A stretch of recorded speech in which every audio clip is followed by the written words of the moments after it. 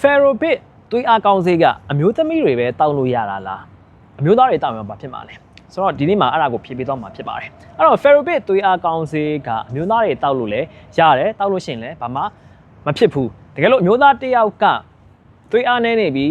တန်တဲ့အားနည်းနေပြီဆိုလို့ရှိရင်ဒီ Ferrobit သွေးအားကောင်းစေးကိုတောက်လို့ရတယ်ဆရာအောင်ညွှန်ကြားထားရဆိုလို့ရှိရင်တောက်လို့ရတယ်အဲ့တော့သွေးအားနည်းတဲ့ယောဂတွေမှာအသုံးပြုလို့ရတယ်ပေါ့နော်တန်တဲ့အားနည်းလို့ပဲဖြစ်ဖြစ်နောက်တစ်ခုကဒီ Ferrobit မှာဆိုလို့ရှိရင်ဒီဗီတာမင် B12 ရယ် Folic acid ရယ်ပါဝင်တယ်အဲ့တော့ Folic acid အားနည်းလို့သို့မဟုတ်ဗီတာမင် B12 အားနည်းလို့သွေးအားနည်းတာကြောင့်ပဲဖြစ်ဖြစ်တန်တဲ့အားနည်းတာကြောင့်ပဲဖြစ်ဖြစ်ဒီ Ferrobit သွေးအားကောင်းစေးကိုအမျိုးသားတွေအနေနဲ့တောက်လို့ရတယ်အမျိုးသမီးတွေမှာမဟုတ်ပါဘူးဆိုတော့ဆရာအောင်ညွှန်ကြားထားရင်တောက်လို့ရပါတယ်အဲ့တော့ပုံမှန်တန်တဲ့အားကောင်းတဲ့လူတွေကတောက်စရာမလိုဘူးဒါပြုံမှာကိုကတန်တဲ့လွန်ကဲနေပြီဆိုလို့ရှိရင်တောက်စရာမလိုဘူးအဲ့တော့တန်တက်လွန်ကဲနေတဲ့လူတွေကဒီတန်တက်ကိုတော့မှကျွန်တော်တို့ကခြေဖြတ်ဖို့အတွက်တော့ဆေးတောင်တောက်ရသေးတယ်အဲ့တော့သွေးအားနည်းနေတယ်တန်တက်အားနည်းနေတယ်ဆိုလို့ရှိရင်တောက်လို့ရတယ်တန်တက်ပုံမှန်ရှိတယ်သို့မဟုတ်တန်တက်ကများနေတဲ့အမျိုးသားဆိုလို့ရှိရင်တော့ဒါတောက်စရာမလိုဘူးအဲ့တော့ဒီကုန်းချောင်းမှာဆိုရင်မျိုးသမီးတွေမှမဟုတ်ဘူးအမျိုးသားတွေလည်းတောက်လို့ရတယ်အဲ့တော့ဒီသွေးအားနည်းတာကိုဖြစ်စေတဲ့အကြောင်းရင်းတွေကိုတစ်ချက်ပြောကြည့်အောင်သွေးအားနည်းတာကရှင်းမှာကျွန်တော်ပြောသလိုတန်တက်အားနည်းတဲ့အခါမှာဖြစ်တတ်တယ်ပြီးလို့ရှိရင်ဗီတာမင် B12 အားနည်းဖြစ်တယ် Folic acid အားနည်းလို့ရှိရင်ဖြစ်တယ်ပြီးလို့ရှိရင်ခန္ဓာကိုယ်မှာသွေးဆုံးရှုံးမှုများတဲ့အခါမှာဖြစ်တတ်တယ်အဲ့တော့အစာအိမ်ဥလမ်းကြောင်းမှာသွေးရုပ်စိတ်ဓာတ်ကြောင့်ပဲဖြစ်ဖြစ်ကင်ဆာအကျိတ်တွေကနေပြီးတော့သွေးရုပ်စိတ်ဓာတ်ကြောင့်ပဲဖြစ်ဖြစ်သို့မဟုတ်ဒဏ်ရာရသွားတယ်တိကျဒဏ်ရာရသွားတယ်သွေးထွက်သွားတယ်အဲ့ဒါကြောင့်ပဲဖြစ်ဖြစ်သွေးဆုံးရှုံးမှုများပြီးတော့သွေးအားနည်းတာမျိုးလည်းဖြစ်တတ်တယ်ပေါ့နော်အဲ့တော့သွေးအားနည်းပြီဆိုလို့ရှိရင်ကျွန်တော်တို့ဖြစ်တဲ့အကြောင်းရင်းကိုအဓိကကူပါတယ်တန်တက်အားနည်းတယ်ဆိုလို့ရှိရင်တန်တဲ့အားပြည့်စီတောက်ရတယ်ခုနကကျွန်တော်ပြောသလို Ferrobit တောက်လို့ရတယ်နောက်နှစ်ဖက်ချွန်တော်ဟီမာပြီးလို့ရှိရင် Orofa ဒီလိုဆေးကြီးလည်းရှိတယ်ဒါတွေကိုတောက်လို့ရတယ်တကယ်လို့မဟုတ်ဘူး B12 အားနဲ့တယ် Folic acid အားနဲ့တယ်ဆိုရင်တော့သူနဲ့သက်ဆိုင်ရာဓာတ်တွေကိုပြန်ပြီးတော့ဖြည့်ရတယ်အဲဒါဆိုလို့ရှိရင် Ferrobit ကိုတောက်လို့လည်း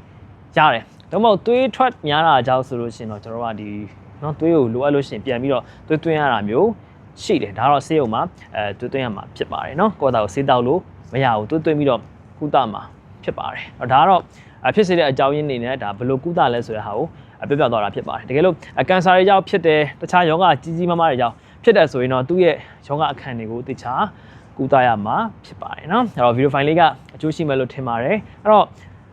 နောက်ဆုံးအနေနဲ့ပြောမယ်ဆိုလို့ရှိရင်တော့ဒီ Ferrobit ကဘယ်လိုတောက်အောင်မလဲပေါ့နော်အဲ့တော့Ferrobit မှမဟုတ်ပါဘူးဒီတန်တက်အဖြစ်ဆေးတွေကကျွန်တော်တို့ကတောက်တဲ့ခါမှာဆိုလို့ရှိရင်အစာမရှိလို့ရှိရင်ပို့ပြီးတော့ကောင်းတယ်အဲ့တော့ empty stomach မှာပို့ပြီးတော့တောက်တဲ့နဲ့အဲ့တော့အစာနဲ့ဝေးတောက်တဲ့နဲ့ပေါ့နော်တကယ်လို့ကိုကမဟုတ်ဘူးအစာနဲ့တွဲပြီးတော့တောက်ချင်တယ်ဆိုလို့ရှိရင်2နာရီချရမယ်အဲ့တော့မစားခင်2နာရီစားပြီး2နာရီเนาะအဲ့နေမှာတောက်မယ်အဲ့တော့ကိုက12နာရီထမင်းစားမယ်ဆိုလို့ရှိရင်မနက်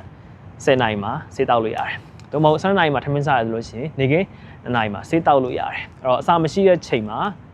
တောက်လို့ရှိရင်ပို့ပြီးတော့ကောင်းတယ်ပြီးလို့ရှိရင်ဒီနွားနို့ရည်နဲ့တွဲပြီးတော့မတောက်သင့်ဘူးပြီးလို့ရှိရင်ကျွန်တော်အစာရင်ဆေးပေါ့နော်ဒိုင်ဂျင်းလိုဆေးရည်နဲ့တွဲပြီးတော့မတောက်ပင်ဘူးပြီးလို့ရှိရင်ကယ်လ်ဆီယမ်ဆေးရည်နဲ့တွဲပြီးတော့မတောက်သင့်ဘူးဒါမျိုးမှကော်ဖီနော်လက်ဖက်ရည်ရည်နွေးချန်ဒိုင်နဲ့တွဲပြီးတော့